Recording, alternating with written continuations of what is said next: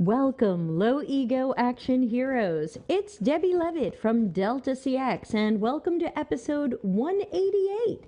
This is my second attempt to do a live broadcast of Don't Democratize UX Research and Governance for Those Doing It. And you might be doing it because you want to democratize or because they're forcing you to, but this will be the thing for you, and of course you can always share it with your coworkers. Sorry, I'm having a little trouble with my microphone here. I might just give up. And what else was I going to tell you? Yes, turn it into a watch party. And before we start, as always, I want to thank the people who are giving to the channel through the YouTube join button, giving in small and large ways, always appreciated, totally optional. Hello to the people who are joining in. So this is going to be an extra long stream, and we started a little early because this is going to be the long version of the conference session that I do. It will then be archived in the conference sessions playlist. All right, so let's see if we can start that, and you should be able to see slides and me and the optional tip jar at deltacx.link/tip. Totally optional. And I am going to jump over to my slides, and you are welcome to ask questions or make comments as I go, but I'm only going to read the questions and the comments at certain times. Otherwise, some people have told me if I interrupt the slides too much to read the questions or the comments, it breaks the flow. So we'll wait for every handful of slides. I have like a sub chapter or a new chapter. Hi, Credence. Hopefully my internet will hold out this time, and I will take those questions then. Hey, Ana Lucia, you made it. All right, so welcome to Don't Democratize UX Research and Governance for Those Doing It. When I do this live at conferences or for companies, there are also some exercises I can do with this, but today we're just going to go through the slides, so just the content. If you're not familiar with me, hi, what are you doing here? Hi, I'm Debbie Levitt. I've been a CX and UX strategist, researcher, designer, and trainer for many, many years. My company is Delta CX. This is our YouTube channel. I hope you will please subscribe. Pow! We do lots of things. We, of course, do CX and UX projects like research and design, but we also work with companies on improving their processes, their collaboration, elevating UX, improving UX research, and helping them be more customer-centric. Clients call me Mary Poppins because I fly in, fix everything I can, sing a few songs, and fly away to where I'm needed next. Couple of notes about this presentation. As always, I tend to use CX and UX interchangeably. Some people define these very differently. I think when we do them well, they are pretty close to the same thing. So if I'm saying CX, that could be CX and UX, and if I'm saying UX, that could be CX and UX. I don't want to die on the hill of who is a customer, who is a user, who is a human. These people are all in our ecosystem, and we need all of them to be happy and stay so that we can have success. So CX, UX, we're all in the same boat together. So this presentation examines most of the arguments and reasons that I've heard why UX, especially UX research, and things like interviewing customers, should be done by anybody and everybody. So I'm offering counter arguments to all of these so that you can use them at your job. It also means that some of my slides are a little text heavy, since you might want to reference these slides later when these issues come up. Let's see. Also, a lot of this presentation comes from chapter 12 of my new book, Customers Know You Suck. You can find out more about that at cxcc.to/CKYS. You can grab it on Amazon, Audible, or from my website at a great discount. Hi, Manuel. So we all want the same three things. First, we want customer attraction and adoption. If we can't win new customers, we might not have PSE market fit. PSE is my abbreviation for products, services, and experiences. Everything we sell and offer. Tricking people into joining or paying them to join is a short-term win that might not last. Second, we all want customer satisfaction. If they're unhappy or complaining, we're doing things wrong. If we have poor ratings, score badly on surveys, receive angry tweets, have a mountain of support tickets, we're doing something wrong. Customer satisfaction is about more than, did we give someone a nice support rep who's going to try to fix the problem? Customer satisfaction starts with understanding how we cause problems so we can truly fix the root causes. And the third thing we all want is customer loyalty and retention. If we can win them but they don't stay, we're in trouble. Are they choosing a competitor? Are they downgrading or purchasing less often from us? If we can't keep people, any games we played to try to get them to sign on, rate us higher, or claim they'll recommend us don't matter. Any wacky thing we released to try to get them to do more of what we wanted them to do won't matter. To really get this right, we have to think about customer centricity. We must put target and current audiences at the center of our decisions. If I make a stakeholder unhappy because I don't want to just take their orders without thinking critically and standing up for real customers' needs and problems, I probably still have a job tomorrow. But if we make enough customers unhappy because we clearly didn't care about their needs and problems, I could lose my job tomorrow. The core of our problem is that important people at our company still don't understand customer and user experiences and the specialists doing the work. This leads to companies and teams who think that everybody's a designer or everybody's a researcher, which means that anybody can do UX work. Product managers can wireframe. Business analysts can interview customers. Evidently, specialists aren't needed. Now let's make sure UX doesn't make any decisions without everybody's so-called alignment. UX is told to democratize or decentralize, remove our power and autonomy, so others can do our work and make decisions in our domain. Funny how we're never invited to make decisions in their domains. And since everybody wants to do UX work and make decisions about the product and its design, UX should run more workshops so we can all do UX work together. In fact, when you want to facilitate your teammates guessing at your specialized tasks, you can use some nicely packaged frameworks like design thinking, design sprints, lean UX, and more. Meanwhile, we also have fake agile, which wants to release something fast and figure out months from now that it wasn't quite right. We pretend we'll fix it later, but that rarely happens. Many flavors of agile say you need design on your teams, but not necessarily UX specialists, so just have some engineers read a UX book or take a course online. Then they can do the UX. We also have fake lean.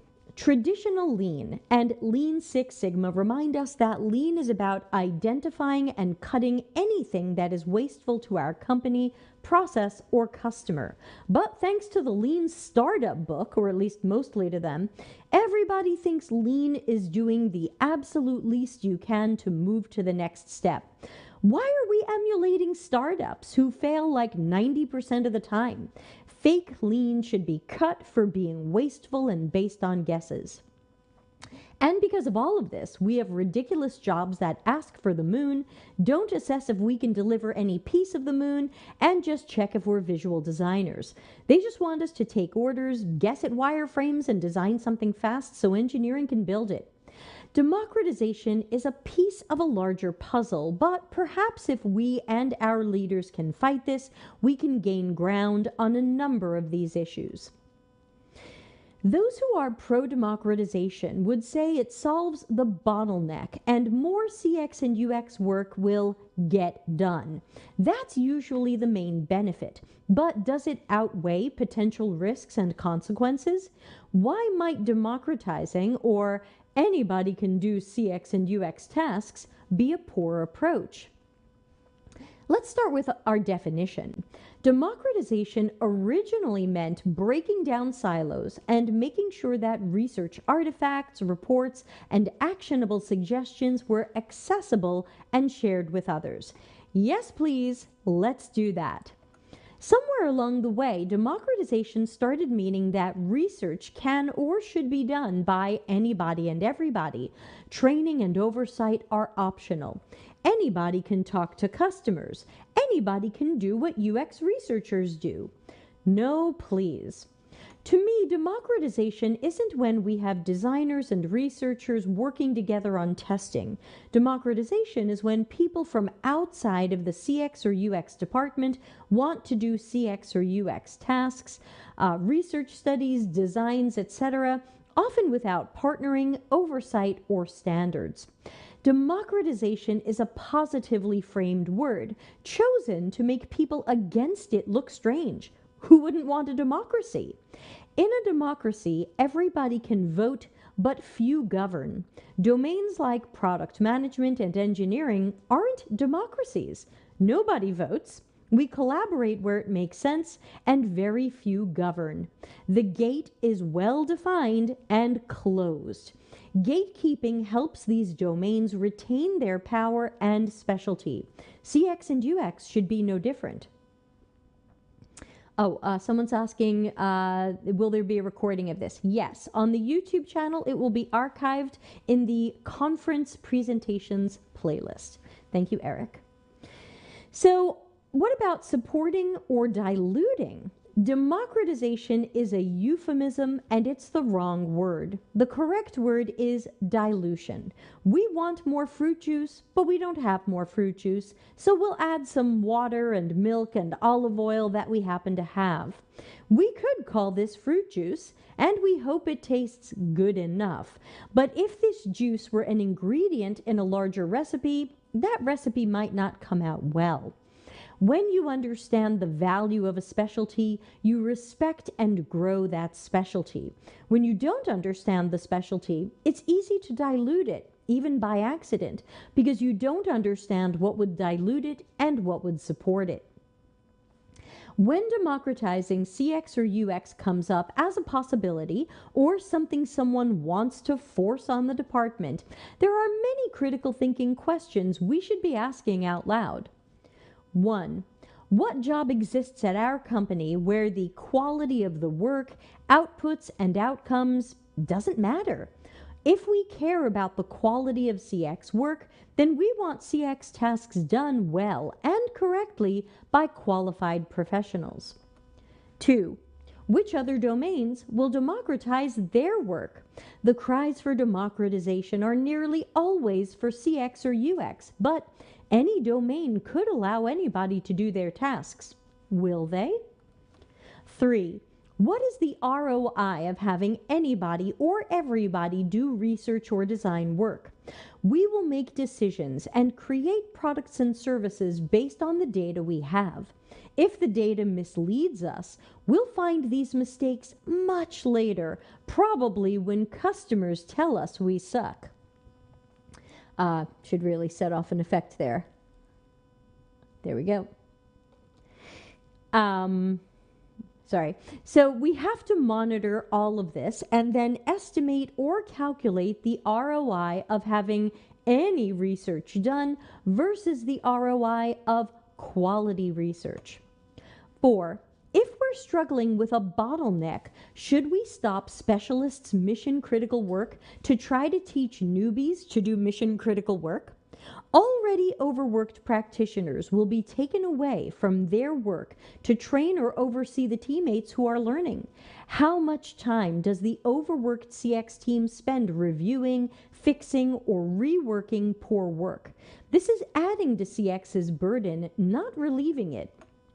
5.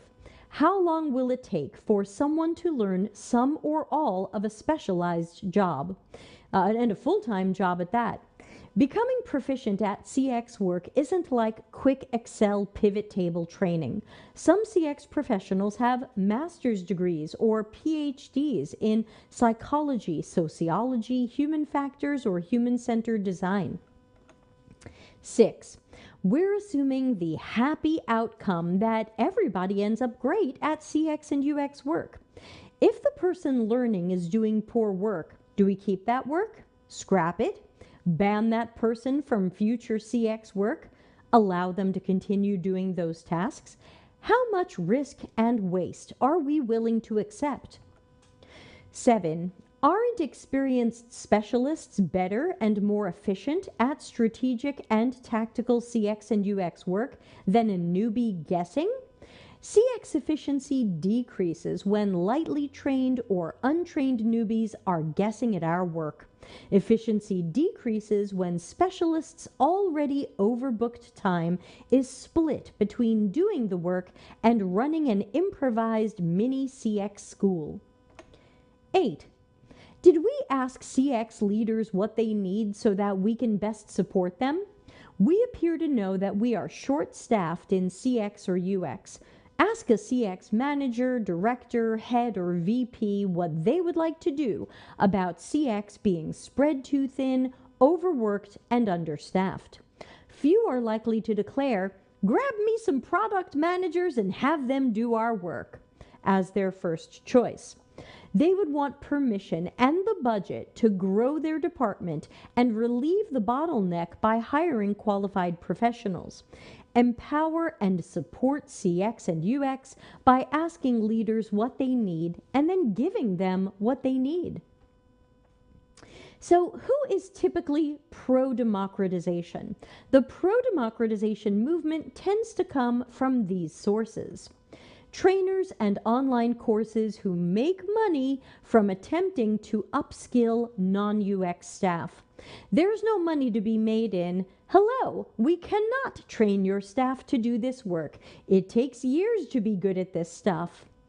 Occasionally, a trainer appears to be selling democratization, but instead does minimal upskilling and tries to teach that CX work really is specialized. That's a Trojan horse tactic. But typically, the pro-democratization voices and articles come with sales pitches for corporate training, online workshops, and video courses. It also comes from software and tools that will make money when you utilize their system more or need more licenses. The more research you do with their tool, the more money they make. Pro-democratization also comes from workers in non-CX domains who would like to do CX or UX work, but it's not part of their job role. This causes some people to blur job role lines, sometimes even claiming that their job should require CX or UX skills. Knowingly overlapping your role's boundaries into another role is likely to cause power struggles, morale issues, and conflict. People who don't understand CX work, its specialization, or its importance. Every worker should understand what their teammates do. We also see democratization from managers of CX or UX teams or departments who are having trouble getting the budget and headcount they need. They don't want to democratize, but they have no idea how the work will get done unless they start handing out tasks to random teammates. I also see pro-democratization from newbies lacking confidence. If you're new to CX work and you're concerned that you're an imposter or bad at your job, having everybody do your job with you can be one way to avoid scrutiny, responsibility, and accountability. And pseudo-thought leaders hoping for social media engagement. Polarizing online debates can win you likes, followers, and revenue. Let's take a look at what skills are required to do UX work. Some people say CX or UX is just a skill or a few skills, and anybody can easily have those skills. When I ask those people what those skills are, I typically hear things like talking to people, making a customer journey map, putting sticky notes on a board, using Figma, and laying out screens. And it's true, anybody can do those, but not everybody does them well. If you don't do them well, you don't really have that skill or proficiency. We should have our eyes on the quality of the work being done and the outcomes it can produce. But sometimes we think it's more important to get work done, even if the work is being done badly. This is a speed over quality approach. For example, customer journey maps can be good or bad, actionable or not actionable. There are good and bad conversations with users and customers. There are good and bad screens. You can use Figma well and be a poor CX architect or user experience designer. So we must remember that the artifacts are not the skills. CX skills include studies of human behavior and cognitive psychology, problem finding and solving, critical thinking, deductive reasoning and logic, and putting your preferences and biases aside to design for user needs. Specifically for UX research, skills include planning the research, choosing the best methods, planning the correct questions and the tasks we should observe, choosing the right quantity and types of participants, executing sessions with neutrality and a good interviewing style, observing and noticing things others miss, being a mini detective, analyzing the data, bringing it together to report on insights, pain points, and opportunities, and delivering strategic and actionable suggestions around pain points, opportunities, and direction. Authors and trainers from product management and agile are increasingly pushing the idea that product managers or engineers should be doing CX or UX research or design. Responding point for point, I wrote a lengthy article, which you can Google, called "Should Product Managers Do User Experience Research or Design?" which we've also done on the YouTube channel here. So you can search YouTube for Delta CX, product managers, user experience research. I'm sure it'll come up. One common pro-democratization argument from books and training by product managers is that product managers need CX skills or to do CX work to have empathy or have first-hand knowledge of customers. Well, that's a slippery slope. If product managers must do the work themselves to have empathy, or first-hand knowledge, will product managers demand to write code, run QA tests, build marketing campaigns? Otherwise, they don't have empathy or first-hand knowledge? Product managers work from second-hand knowledge constantly and without complaint. They get data and analytics they didn't run themselves. They get information from support teams without working in the support center. Nobody should threaten that product managers, that if product managers don't do work, they won't have empathy. Everybody should be capable of customer centricity and at least sympathy without treading into other domains' work territories. "I'm not doing UX work" shouldn't be an excuse to explain why the product manager has no empathy. If we're worried about product managers having empathy, where is the empathy for their CX and UX coworkers who nearly never want product managers doing CX and UX work? Product managers don't have to think like designers, whatever that means this week, to be better at solving customers' problems. Product managers must ensure that CX and UX have been given time, budget, and headcount for the research that will help us understand customers' problems. If that hasn't happened, our solutions are probably guesses, whether or not we are thinking like a designer. You don't need CX skills or to do CX work to use critical thinking, challenge the status quo, keep asking questions, and focus on user needs. If product managers want to build empathy, why aren't they watching every live or pre-recorded session CX conducts? All those research sessions, they could be going to them or watching them later, and they should make time for that as a top priority. Remember that the best vantage point for first-hand knowledge of customers is from the research observer's seat. Lower-skilled moderators and interviewers make many mistakes in their questions and interviewing style. They're sometimes more focused on what they're asking and taking notes than being in the moment with the participant and what that participant is saying and doing.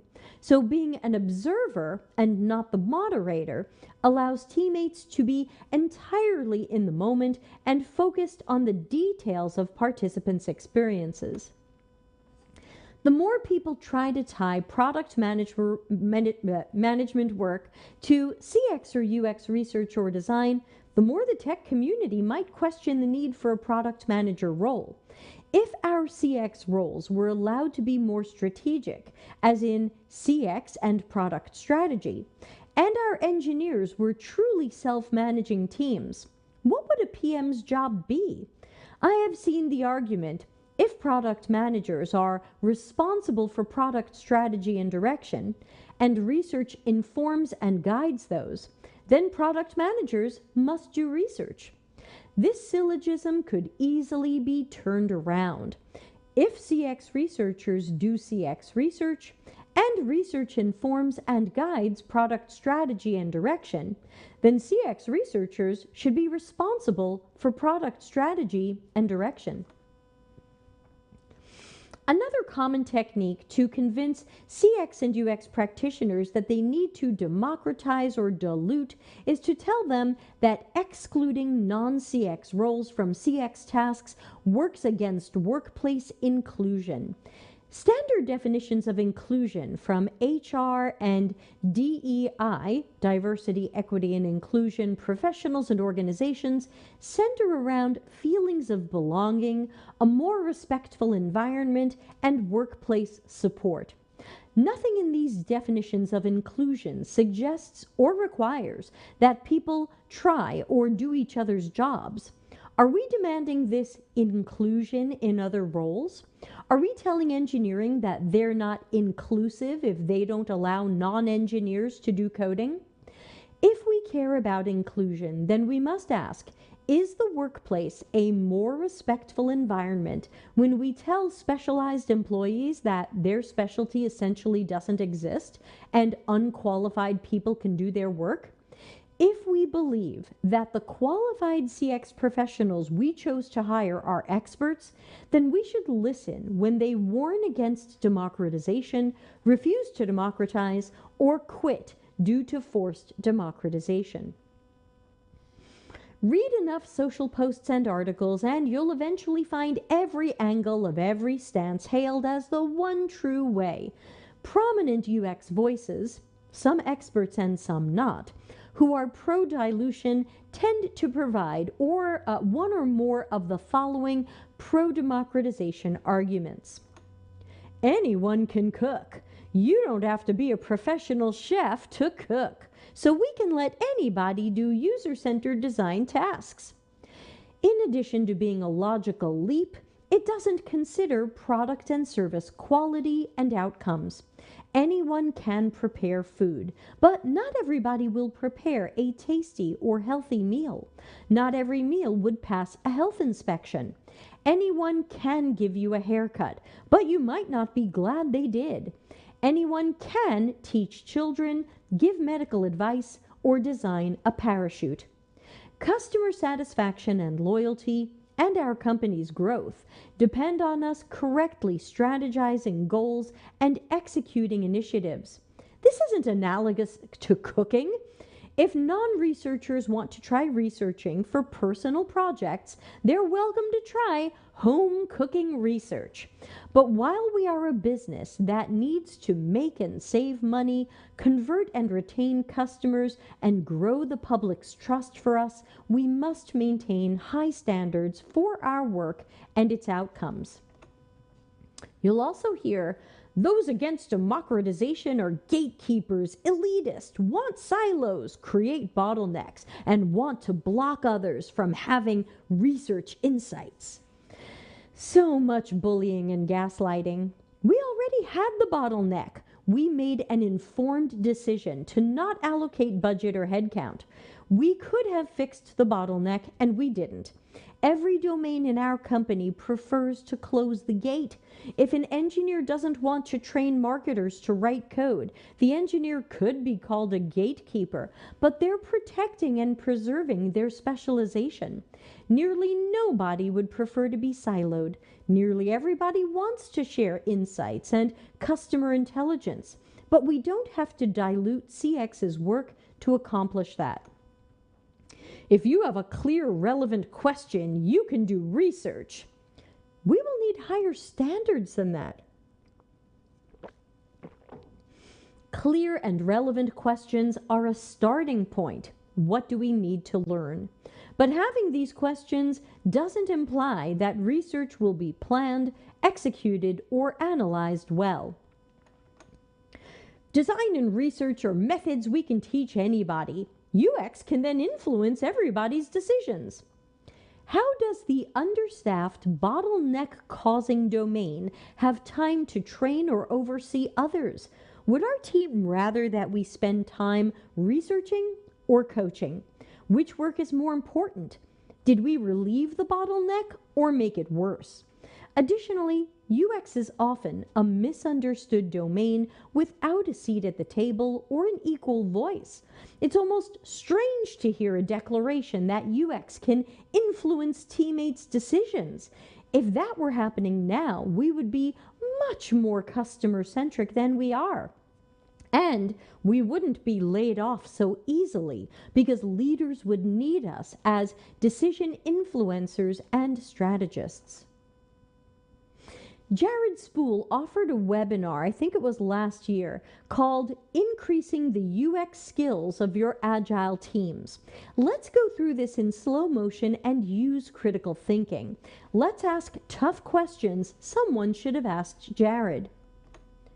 Imagine working on a team where everyone, the developers, the product managers, every team member had the skills and knowledge to produce UX work. I immediately imagine my job going extinct. If non-UX staff had enough knowledge and skills to do UX work, why do they need any of us? Not the world's best UX work, but good enough for your customers and users. We know that what we internally decide is good enough is rarely good enough for customers. I want the best UX work in the world, and so do our customers. You could save time by not needing to redo or even check their work. Instead, you could focus on the hard-to-solve UX problems you otherwise don't get to. It sounds like Spool knows the work might need to be redone, but saving time is more important. Or he knows you're redoing their work now, and he imagines training them to the point where they're that freaking good at your job. Your job as a UX professional is harder when you're the only team member who understands how to conduct insightful UX research and deliver good UX designs. He presents this as a fact, hoping you won't think about it or question it. But in my 20-plus year career, I've never thought that. I have never wished that product managers or engineers could stop doing their own work and do my work really well. I have wished for more UX professionals to be allocated to my team. And I would say that my job as a UX professional is harder when non-UX teammates think they can conduct insightful research and deliver good UX designs. What Jared is selling is what has made my job harder, and he should know this. This is a solvable challenge. You need to shift from delivering research and design to facilitating the delivery of good research and design. Another declarative statement he hopes you accept as truth without question. But wait a minute. Jared was just saying that if we democratized, I would get more important work done. But now he's saying I don't need to deliver UX work at all? I just need to help others deliver UX work better than they do now? He is recommending quite a big shift. Plus, once everybody is good enough at UX work, do they still need me as a coach or facilitator? It sounds like this webinar should be called 10 ways to put UX researchers and designers out of a job. Jared closes with his usual pitch about making non-UX teammates fluent in UX. That's the top of his maturity model. Everybody is fluent in UX, and everybody can do UX work. Interestingly, this is normally stage 2 out of 5 or 6 on other maturity models, making it something very low in UX maturity. But for Jared, this painfully low level of UX maturity is the mountaintop he wants you to seek. For me, this is an anti-sales pitch. I don't want what he's selling. Companies who care about speed over quality will want this. But we should be convincing companies to care more about quality, not training them on methods that admittedly lead to not the best UX work in the world. My last job told me it was my responsibility to make sure the UX department was delivering world-class work. Spools should want that too, and he should remind companies to want that. It's such a shame, with all the attention Spool can get for himself, that he doesn't use these chances to push companies to hire more CX and UX juniors, or hire any CX and UX staff. That should be his message. But perhaps this message doesn't sell as well as the type of anybody can do UX message that has been lining Spool's pockets for years. Fun side note. I've been calling him out for a few years now, and I noticed he's finally changed some of his workshops to actually support and grow UX. I don't attend his workshops, so I can't speak to the quality of his content or how actionable it is. But perhaps I wasn't the only one complaining about how he has been actively disempowering our entire profession. Used to be easy to compete against him because we had opposite messages. Now he's using more of my messages, which means I can compete directly. And good news, I charge way less than he does. Okay, that's the end of this subchapter. We have a comment from Ana Lucia, says, I have no idea who wrote that, but I imagine, so the customers don't deserve the best? The good enough is okay? Sure. Don't come complaining when customers jump to the competition. Sure feels that way. Let's talk a little bit about quality over speed, which is where we should be headed once we care about customer centricity. Let's talk about the cost of poor quality. And I do this slide a lot, so some of you have seen it before, but if you haven't, welcome to the cost of poor quality. It's a great model for examining and calculating the real costs of our guesses, mistakes, and what I like to call customer periphery, which is the opposite of customer centricity. It's from Lean Six Sigma, so I didn't make it up. You can Google cost of poor quality. You start with what the company spent internally on the project and all the time it took multiple teams. Did anybody write training on whatever our products and features were? How about marketing costs and sales efforts? What did it cost us to delay and fix things? You can start to imagine or calculate all the time and money spent internally on this project, plus external costs. You might need to work with someone from customer support or project management, find out what complaints or tickets or issues there exist about our project's features. Can we find numbers on customers who canceled or downgraded?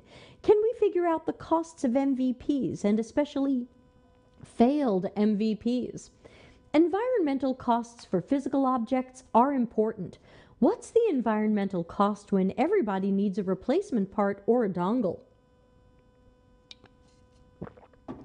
Companies are sweeping the costs of poor quality under the rug. Document parts of projects that could create any of these wastes or costs. Add it to the risk register or risk documentation. Bring it up in retro, because Agile is about constantly reflecting on things and how we can make improvements and do better next time. To nudge our company toward customer centricity, we might need to do a little digging on past projects. We all know of at least one project at our company that was a disaster. Time spent, money wasted, morale was awful, customers unhappy. What did that cost? Do we know or can we estimate it? We might have to mention that project here and there to remind people of why we need to have higher standards for what gets released to customers. And the ROI is on this screen. These are all of the costs that we will save by doing a better job the first time. Next time.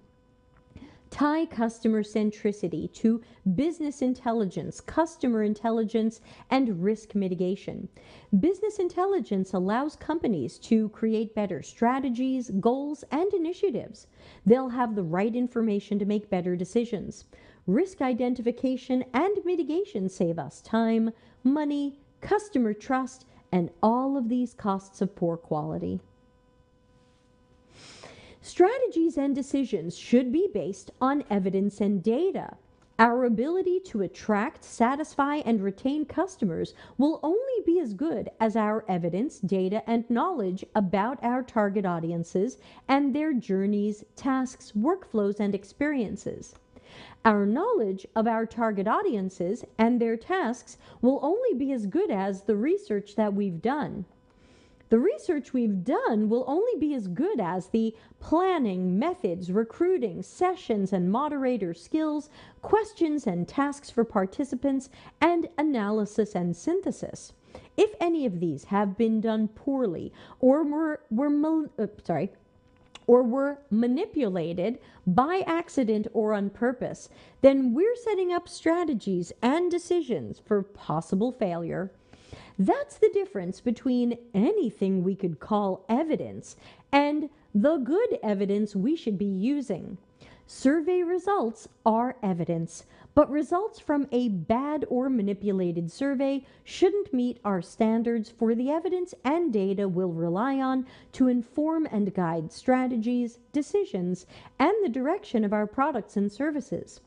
We want to be data-informed or data-driven, but we shouldn't be driven or informed by bad data.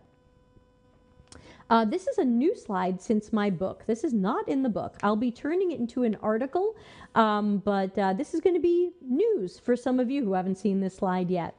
This is about bad evidence is our root cause. I'm often asked, how can we tie good or bad research work to outcomes? During a project, there are a few things you can watch out for. For example, there's no overarching CX, UX, or product strategy. Sure, someone has a to-do list of features, but what are we really doing and why? Did we challenge projects with bad or no strategy? Do we have success criteria? Do the criteria mention customer success or only business success? Do we have clear and reasonable KPIs that relate to the work we're doing? Are we measuring anything around solving customers' unmet needs well? Another symptom is having no customer-focused problem statements. We might have a statement about what the business hopes to achieve, but where's the customer? We should write problem statements based on evidence and knowledge, not guesses and assumptions. It's hard to make decisions without the right evidence, so we tend to fight over opinions. We aren't led by qualitative data and a clear strategy, so it's often, what does a product manager like, or what does the engineering lead like? When we pretend to have empathy and finally wonder what the user would like, we don't really know. We're guessing and assuming, which is risky. When we have reliable and strong qualitative and quantitative data, our team understands customers and their needs, tasks, and perspectives.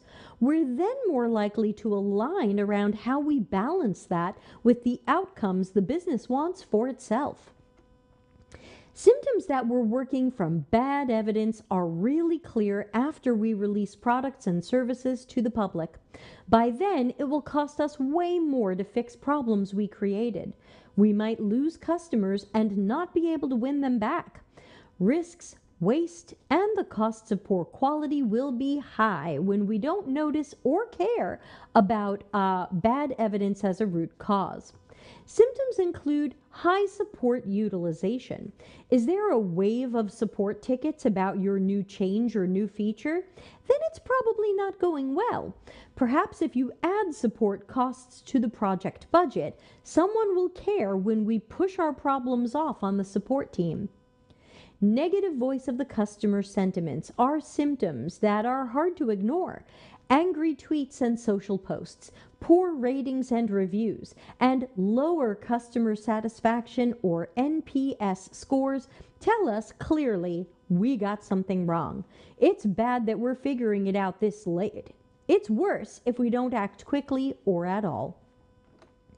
Did those unhappy customers speak with their dollar and downgrade or leave? Are we seeing lower retention or loyalty? We're not meeting customers' needs, and they're tired of our guesses and the crumbs we thought would be good enough.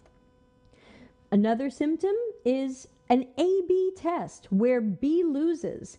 This tells us our new idea is worse than the one we already had. We knew our existing product wasn't great, and we were trying to fix or replace it. We must be working from bad evidence or no evidence if we got this far into a project and we didn't know that B was worse than A. Another clear symptom is we didn't meet or exceed our KPIs or OKRs, the ones we set up back in our product strategy. We missed our own goals, and now we have to figure out why. Poor research, the wrong research, not enough research, working from outdated research, working only from desk research. Any of these types of bad evidence are root causes for our disaster projects and poor customer and business outcomes. You might think that these symptoms don't point at research as the root cause, but are indications that the design or the designer was bad. But a good designer can only work from the knowledge we have, the strategy of the project, and the qualitative evidence from observations and interviews done by a skilled professional. We can't expect a designer to create the best designs because a survey said people like our idea. What you think is bad design might be bad design, but it might also be a symptom of the real root cause. Smarter and more strategic teams care more about the quality of research insights than the number of insights or how fast we got something anyone could call data, especially if it's bad data that led us astray. Your company already believes in research. Some of it is good and actionable data. Some of it is crappy and weird, but they do believe in research. They use surveys. They want someone to talk to customers. They review analytics data and rely on their dashboards. They hold focus groups. They want to know the voice of the customer. They read tweets, social posts, ratings, and reviews. We dig into data from customer support and call centers. We can search through tickets by keywords, features, and other data. They want mountains of market research. They might use that market research and predictions about possible consumer behavior to make decisions and form strategies.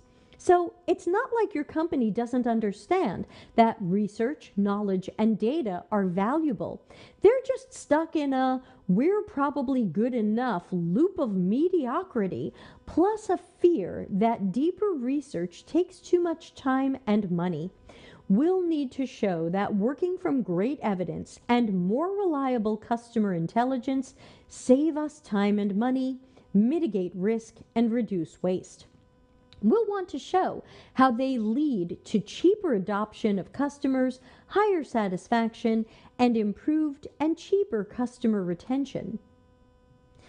Here's the quadrant that we talk about in a lot of our shows, and I got this from Helen Page. I didn't invent this. At the start of every project, bring out this quadrant. Get stakeholders and your whole cross-functional team together. You can do it as an exercise, workshop, meeting, or have people fill it out asynchronously. What matters is that we collect unanswered questions related to this potential project. What are our guesses and assumptions? What do we think we know about users or customers? What information is possibly outdated or incorrect? What does everybody on the cross-functional team wish they knew? What answers would help us make better decisions, prioritize better, or strategize better? What information would set us up for success? A lot of your project's risk will be right here on this screen. The risk of moving forward with a project when we have so many unanswered questions, know so little, or we're going to work from guesses and assumptions. All right here. The risk of doing the wrong research, too little research, poor or flawed research, or research manipulated to hear what we wanted to hear. You need qualified research professionals who know how to choose the right methods, plan the studies, and then execute and analyze everything. Democratization is typically offered as the solution to our company not having enough qualified CX staff to do the work in a timely manner or at all. Think for a moment about a time when your team or company needed more engineers, product managers, or business analysts. Did anybody walk into the marketing department and ask if anybody wants to do some coding, product roadmaps, or business process improvements? Probably not. We got budget, we wrote job descriptions, and we looked for a skilled person to do that job. We still do believe in specialists. We want engineers to do engineering work. Misunderstandings about CX and UX work and the skills required to do those tasks have led to people imagining that where a CX department lacks available specialists, any breathing human can do the work. If we have no standards for the quality of that work, then sure, anybody can do the work. Anybody can code, anybody can create a product roadmap, and anybody can suggest business process improvements. But few people will do those things well. Few have education, talent, proficiency, and experience in these areas. We might think that we want anybody and everybody to do CX research or design work. But if we care about the quality of that work, the outcomes of our projects, and our desire to improve customer satisfaction and loyalty, then it matters who does the work and how they do it. You solve bottlenecks now by hiring people who are qualified to do the work. The same should be true for UX research and design. I know it sounds like I'm winding down, but I'm not. There's about 10 more slides, so this show is going to run late, but I wanted to do the long version so that we have it archived on the YouTube channel, and you can watch it later and share it with others. So 10 or so more slides. Thanks for holding on. The business's language is money. That's it. Let's jump in and do some math. If we do a cost-benefit analysis, we might find that it costs more to democratize than to just hire qualified people to do the task. Here's an example. I saw a job for a UX research coach asking for at least 7 years of UX research experience and 3 years as a teacher and instructional designer. The job description said they weren't going to do the research, just coach others. Let's imagine, and I'm making up these numbers, that they're paid 130,000 American dollars per year. And we can't be hiring this person to coach just one person. This person will coach, let's say, 20 non-UX people who are going to allocate, let's say, 10% of their time to UX research because they want to do a little, but it's not their full-time job. If the people we're training make $95,000 per year, $190,000 of their salaries go to them learning and doing UX work. But 20 people at 10% utilization would be the same as 2 full-time people. That's 200%. That's 2 people at 100%. That's the alternative to this whole plan and program. We just hired 2 people who are 100% allocated to do the UX research work that we need done versus hiring a coach, having 20 people trying to learn CX, attempting a few hours a week, and possibly being years away from a decent skill level. If that budget is $320,000, you might be able to get 3 full-time CX researchers. That's even better than 200%. Let's also consider efficiency. Experienced Experienced specialists will be better at strategy and tactics than any newbie guessing at CX work. Experienced specialists will be better at every step of research than someone just starting to learn about it now. Efficiency for CX decreases when our work is being guessed at by lightly trained newbies. This may cause project delays. It could cause projects to head in the wrong directions because the data driving or informing us is flawed or wrong. It's hard to calculate the exact cost of this, but hopefully someone can estimate what bad research or testing can cost our company in wasted internal time, as well as burned customer trust and poor user outcomes. For our sample math, let's be conservative and say that delays, mistakes, lost revenue, and having to fix products and features later, thanks to flawed research and testing, only cost this project $200,000 in a year. It's probably way more when you think about what an agile team of 6 engineers gets paid for sprints of work. But we'll say $200,000 to be conservative. That means our democratization adventure costs $520,000 in time and errors. Or we can spend $520,000 on one lead researcher for $130,000, one senior researcher for $110,000, and 4 juniors at $70,000 each. 20 people trying to quickly learn and then part-time guess at specialized work. Or 6 qualified full-time workers hitting the ground running and working efficiently, not making mistakes, not delaying other projects. For what it would cost you to have 20 people working on UX 3 hours a week, you can have 6 full-time researchers. One of these is a clear winner. Let's have an effect for that. Clear winner. Maybe your company locked up headcount for now, and there's money, but you can't hire. That's where you bring in freelancers or an agency. $520,000 gets you me and 2 of my assistants working as a team of 3 people for almost a full year, even assuming we take a few weeks of unpaid vacation.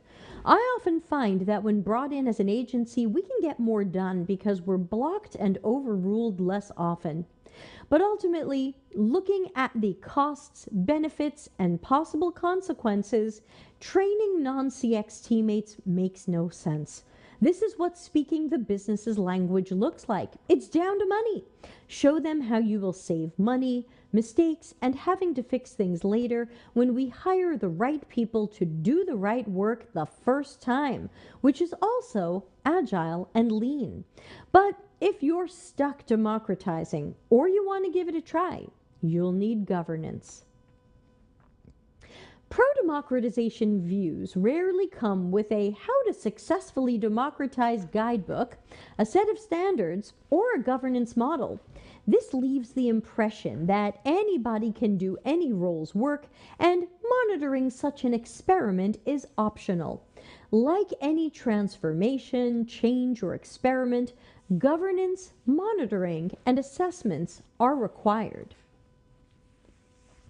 The short version of my governance model looks like this, and I invite you to fill it in or adjust it based on whatever works best for your company and your situation. The long version of it is in my book, you can find it at the end of chapter 12, and then I think at the end of chapter 18, if you have my Customers Know You Suck book. Ta-da!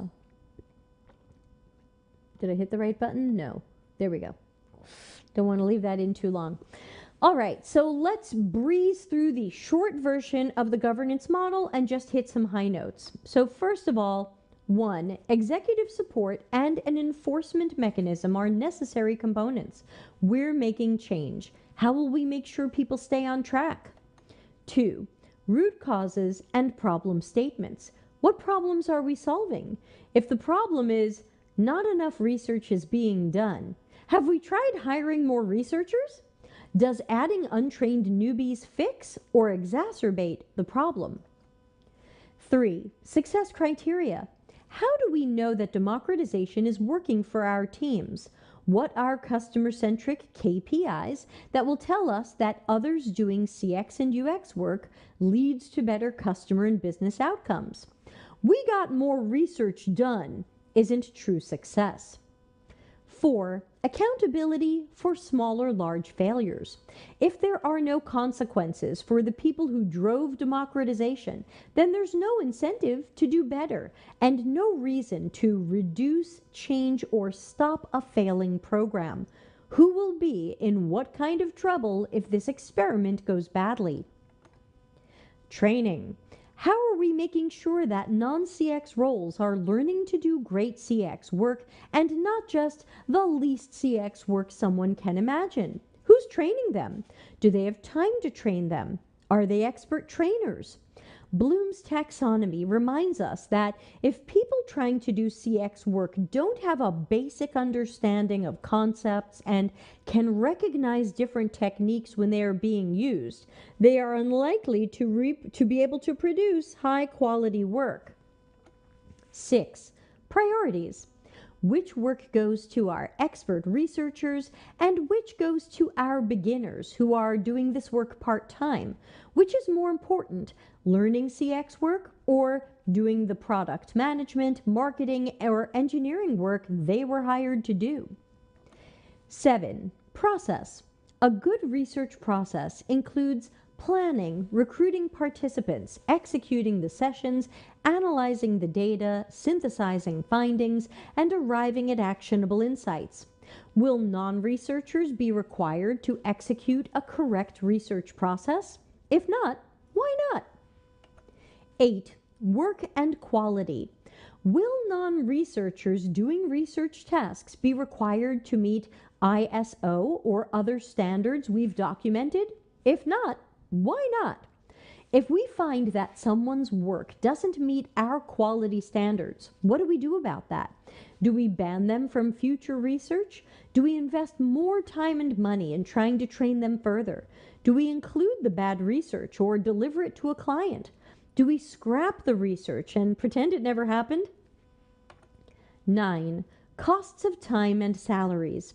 Like we did on that previous slide, calculate the time and salary a researcher spends training, overseeing, coaching, reviewing work, correcting work, etc.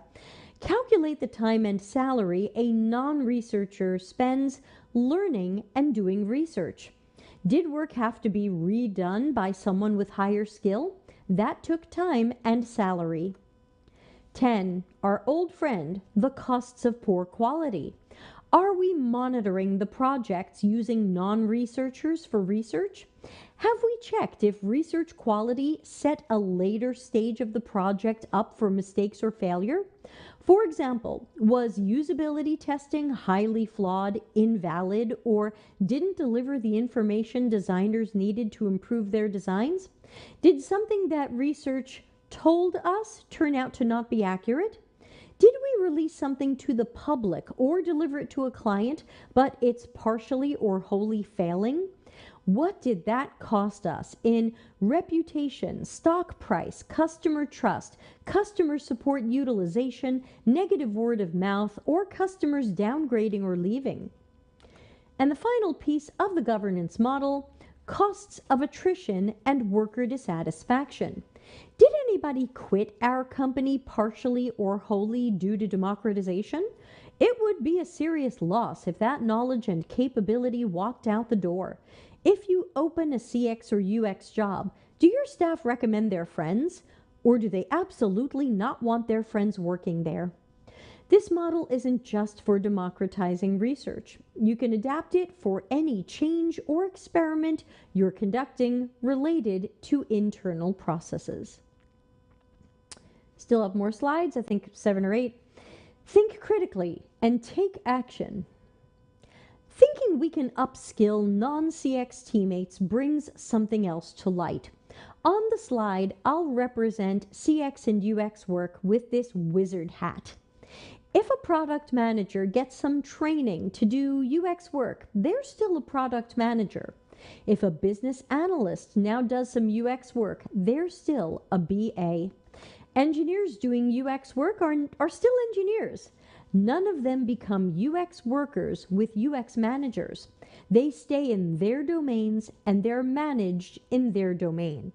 But if they spend enough time doing UX work, that's less of their work getting done. So they might need to grow their teams. Product managers are splitting their time between their work and UX work. Less product management work is getting done. So it looks like we need to hire more product managers. Notice whose team isn't growing? CX or UX.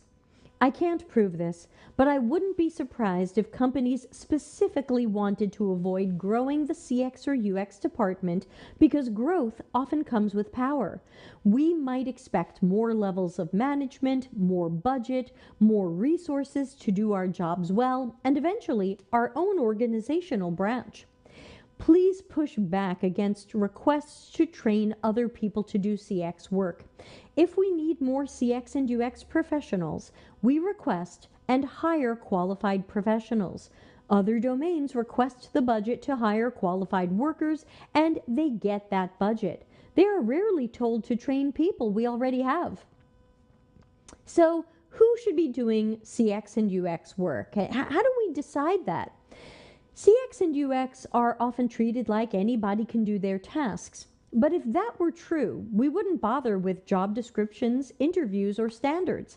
We wouldn't turn anybody down for a CX or UX job. In fact, if teammates from product, engineering, marketing, or business analysis were typically great at CX or UX work, we wouldn't even open CX or UX jobs. We wouldn't need any specialized professionals if most people trying CX work were doing it well. Your company probably puts CX and UX candidates through multiple interviews, reviews of past work, and possibly even an exercise or challenge to scrutinize how they do their work.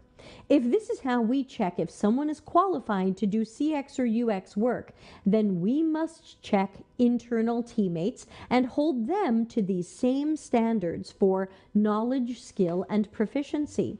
We can't have standards for some roles or domains and not for others. So, should a BA, PM, PO, engineer, marketer, or anybody else do CX research or design? Would this person qualify for an open CX or UX job at our company? CX or UX tasks shouldn't be given to anybody who wouldn't be good enough at them to qualify for a CX or UX job here. And everybody doing CX or UX tasks should be in the CX department with a CX manager. They should be held to our work standards and subject to work reviews. Let's make sure we're staffing up the CX department with the people who plan to have a CX career.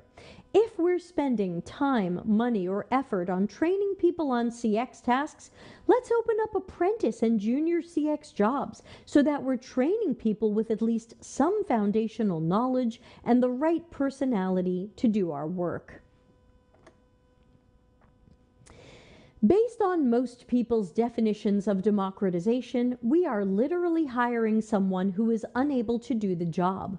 An interesting angle on this matter comes from a UX leader who posted the following on LinkedIn, edited for brevity and anonymity.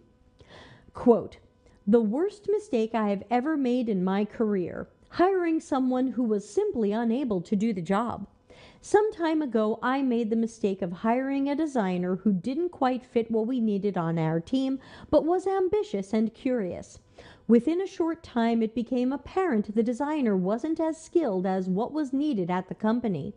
They could talk the talk, but not walk the walk regarding fundamental design tasks. I worked with the designer as best as possible, making them my single priority for weeks. But after dozens of complaints from peers, the executive team decided the designer had to go. I failed my team by not rejecting someone who lacked clear skills in the interview process. I failed everyone at the company with that one decision because projects fell behind and team morale eroded." End quote. It's a reminder that putting someone we believe can learn into a role where they're not a fit can be a disaster, even with dedicated coaching. This highly qualified expert was almost desperate to not let this person fail, but still couldn't coach the designer up to an adequate level of design proficiency. Why do we rush to give up our power, and then we complain that our workplace has such low CX or UX maturity and we need to do more evangelism about our importance? You're giving your teammates mixed messages. And which other roles at our companies are surrendering their power and control? I don't see DevOps trying to give up control of their decisions in the hopes that other people will feel more included in DevOps. Democratizing CX or UX is probably a root cause of why we're seeing so many practitioners being laid off in the past year. When you give a consistent message to teammates, leaders, and executives that anybody can do your job, they will believe that they don't really need you. When you teach them that your work can be done by newbies guessing and that's good enough, they hear you. When you teach them that we are replaced by workshops, sticky notes, and pretending that innovations come from guessing about our customers, they hear you. Fake UX and democratization are things we do to ourselves or allow to be done to us. It's hurting us, and everybody at every level needs to say something. Say something to teammates. Push your UX leaders to act. We must stop being surprised that leadership hears the messages we clearly and consistently give about the value of design, problem finding, and problem solving. We must be more careful about what message we're sending. Leaders, managers, and higher up people, assemble, speak up, say no. It's not easy, but nothing's easy in our work. Your leadership. If people hear you saying no, they should be listening and considering what you say about how we do things. You need to fight against democratization and decentralization. Fight against design sprints and workshops that reduce CX down to a few days of team guessing. Honestly examine your culture. What is it like to work in CX or UX at your company? Would you want your best friend to work there? Probably not. Say no when PMs and others want a little training so they can do research and design. They're not training us and then having us do their work with or for them. They control their domains and they command respect. Don't let disaster projects be swept under the rug. Showcase these as examples of how we can do better. It's not to blame anybody, but we're unlikely to create change if we also sweep problems under the rug. Call for task-oriented design. Customer centricity means our research informs strategies, products, and decisions. Change jobs and job descriptions so that we have specialists and not these jacks of all unicorns trying to do 3 or more full-time jobs at once.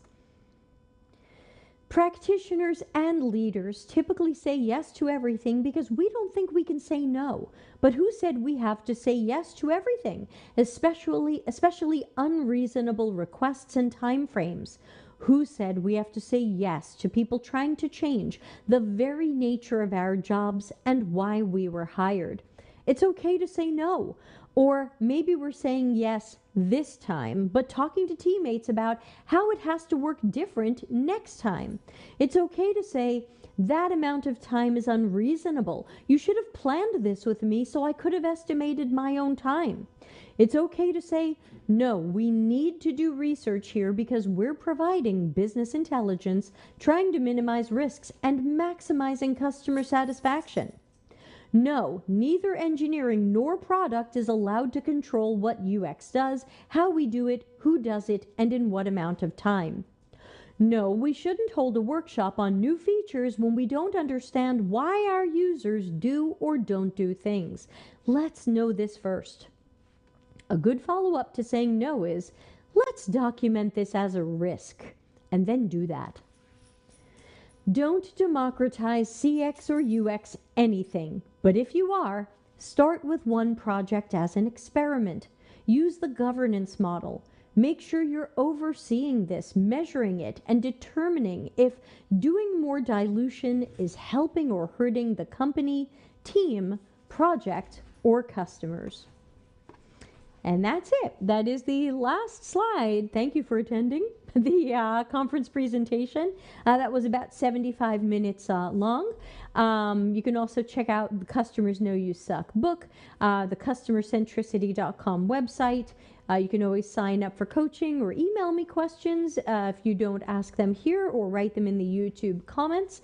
Again, this will be archived on the conference sessions playlist. So if you enjoyed this, you are welcome to share it to your teammates. It's the same presentation I've been doing at conferences.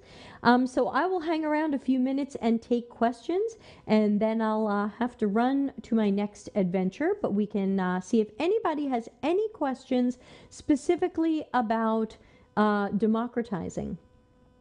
Hey, Karen says, thanks for the masterclass. Yeah, hopefully it's got some good ideas for people. Again, most of that came from chapter 12 from my new book, with a couple of new slides that I've written since then, and a couple of super old slides that some of you might remember from years gone by. Let's see. Just checking if anybody has questions. I don't see anything coming through. So maybe there are no questions. Maybe I've answered them all. Please remember to subscribe here on the YouTube channel. We need all the support that we can get. Thank you, Elena, especially for staying the whole time. Oops, I hope it was meaningful, actionable, and helpful. What was I trying to press? Where did it go? I reordered everything recently, and now I don't know where my buttons are, because I added some new ones. Subscribe. Won't you please subscribe here on the YouTube channel? I'm really hoping to make it soon to 10,000 subscribers, and we're coming up to 7,000. So tell more people, tell product managers, tell engineering leads, tell strategists at your company. This channel is for everybody who cares about customer centricity and product strategy. Okay, we've got a question. I'm sorry I might pronounce your name incorrectly. Tabor says, thank you for sharing this, Debbie. I'm heavily interested in learning more, particularly as I head into coaching after coming out of the marketing world. We'll book some time for a full conversation. Hey, super, please do. And check out my book if you haven't already. Senzele says, that MBA really came through in this video. Thank you. I actually used nothing I learned in the MBA in this video. Many of these were slides that I gave before I got the MBA. But thank you. Yeah, a lot to think about. Yeah. By the time I did the MBA, I mean, I only got the MBA, what, 3 years ago or something like that? So I'd already been working in business for quite a long time. But thank you. I do hope it is business focused and stands on good legs. Credence says, that was a really important discussion and will help me have this conversation with some developer folks on a volunteer project I'm working on. Yeah, super. That's really the point of this presentation, is to give people some suggestions, some tools, some arguments, some counter arguments, some math that you can do when someone says, I can do your job. Really? Which part of my job can you do? I could talk to people. Okay, sure. I can write code. Wait, no, you can't write code. Well, hold on. So, it's hard because people see the very surface level of our work, which, I represent as building blocks. It's the surface, but it's way down here. And the idea is people think, oh, well, you talk to people, you draw screens, I can do that. But they're really missing out on the science and technique and the strategy that go into doing our work well. There's a difference between doing my work and doing it well. So, something to look out for. If there are any other comments or questions, let me know. If we happen to wind down and you realize you have one later, again, just put it in the YouTube comments. I do answer those personally, so I absolutely welcome additional questions to come in that way. Or again, you can always contact me privately. My email was on every slide, or you can sign up for, everyone gets one free coaching session. I do charge after that. That was at deltacx.com. I'm sorry, deltacx.link/coaching. But remember, everything you want to know about the stream and all the things you always ask me, they're here. They're all on this page, deltacx.com/links. Let's see. Tabor says, what was your coaching link again? Just gave it, or you can find it here on deltacx.com/links. Isa says, I'm new into UX, still working on certificates. Good to be aware of these concerns. Yeah, and also be careful since a lot of certificates aren't necessarily teaching the right things or the right ways. So keep pursuing a lot of education in addition to them. Check out our micro lessons playlist here on the YouTube channel, Delta CX. There might be some good things for you there. And of course, it's all free. Carla Maria says, hi, Debbie. I just jumped in. I missed a lot. At the moment, I have a challenge with a new manager who wants to democratize and push us into full design thinking, lean, agile mode. Lots of workshops. He's making things up like personas. Any tips on how to deal with this attitude or person? Yeah, my first question would be, are they willing to talk to me? Because I'm always happy to talk to these people. But the problem is, if they're bringing this in, we run the risk that they're going to look bad if it all of a sudden stops. So we have to be careful because people get very protective of how they're perceived and their sense of power. So what I might say to that person is, what are going to be, you roll back this video to the governance model. What's going to be our success criteria for if your design thinking, lean, agile, guessed at personas work or not? Because it's very easy for you to bring in all these things and then not be held accountable later. How will you, if you are going to bring this in, how will you be held accountable later if any of these go wrong in small or large ways? Let's document that. Now, depending upon where you are in the organization, you might need to also talk to your manager or up your ladder about the dangers of this stuff. Agile is good in theory, but in practice tends to be speed over quality with almost no care for the quality of the user experience. We just care if our code looks good. Lean, as I mentioned in the earlier in this presentation, Lean was originally about how can we reduce risk and waste by seeing our own problems and waste earlier.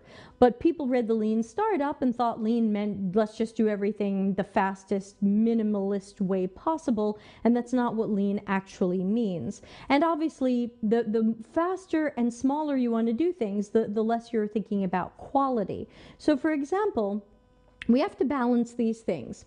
We have to balance our desire to be fast, over here, with our desire to not be so risky and wasteful. Because again, if we run full speed with the things that your new manager wants to do, these sound risky and potentially wasteful. If we start getting things wrong, if customers are unhappy, if customer support gets a lot of calls, we've created risk and waste. We've possibly lost customers. And then, of course, where's the customer's needs in all of this? It's cool to throw around words like design thinking and lean and agile, but where's the customer in any of this? We can't just guess about them. We hate when companies do that for us. So again, if that person would be willing to talk to me, I would love to get on a call with them because my expertise is combining lean and agile with customer centricity and improved outcomes for customers, improving these processes. I would love to talk to that person and give them some free advice because guessing at all of this stuff isn't lean, isn't agile, and this person needs to be held accountable. How are we going to hold that person accountable when this goes wrong? How are we going to hold that person accountable if we don't build a great product because we used a guest at persona? How are we going to hold that person accountable if no one ever looks at the guest at persona again and that was a waste of time? These are the questions we need to answer. Ana Lucia says, I'm just going to add something as an example. It seems democratization isn't just a UX problem anymore. I was talking to a friend from engineering. He was complaining a lot about a fellow developer who seemed to have no idea what he was doing. They had a lot of meetings with him to make sure he understood what he had to do, and he still didn't care. Now my friend will have to clean up his mistakes, losing time, money, and patience because someone higher up decided anyone can code. So unfortunately, UX is not the only area where we are seeing this anybody can do it, just give somebody a book and they can give it a try attitude. We do see it less in programming because the interesting thing about coding and development is you can know pretty fast if your code is bad. You can code something, you can try to run that code, and you know immediately if your code is working or not. UX is harder, and it's where people get away with a lot more garbage, because if we do bad research, we might not know until weeks or months later, when it's either usability tested or released to the public or put out as an experiment, that our solution stinks in small or large ways. And that took a long time to know, even though hypothetically you could show me a research report and I could tell you if it's good or bad. But sometimes we don't know these things until these things are put into action, versus code is different. For your friend, they need to be talking to their manager about how much time they're wasting. They need to take a look at where they've missed their own estimates, where sprints weren't completed. Someone will care about your friend's inefficiency if they speak up about it and say, look, I know we thought it was interesting to bring in this person and see if we could train them up, but here's how it's affecting my productivity. People lose their minds when engineers stop being productive. So I would hope that that would get some people interested. Yeah, so Carla Maria, you can always contact me privately if you think I can help. You are welcome to give this manager my book. Let me know if you want me to send one over. And other than that, you know, I would love to talk to that person, because design thinking and lean and agile sound cool, but what's the strategy? What's the plan?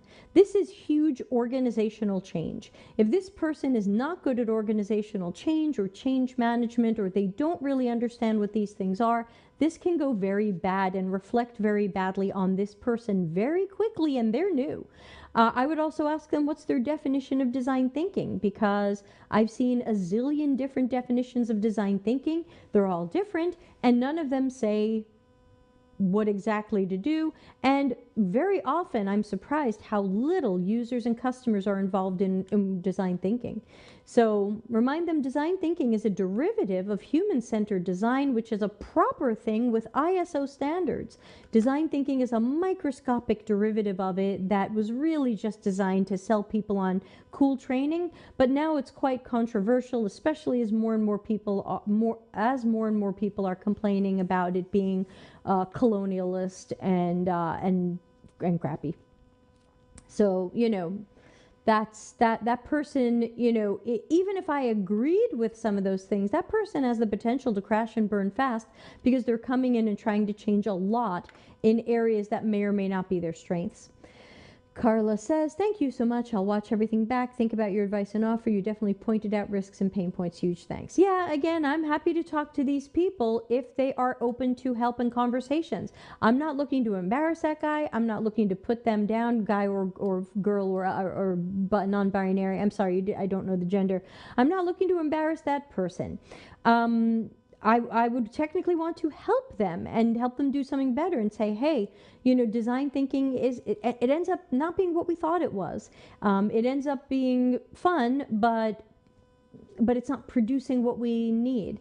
And our definition of lean isn't right. And, you know, really, you're going to change the company to be more agile? What does that look like? Which flavor of agile are you using?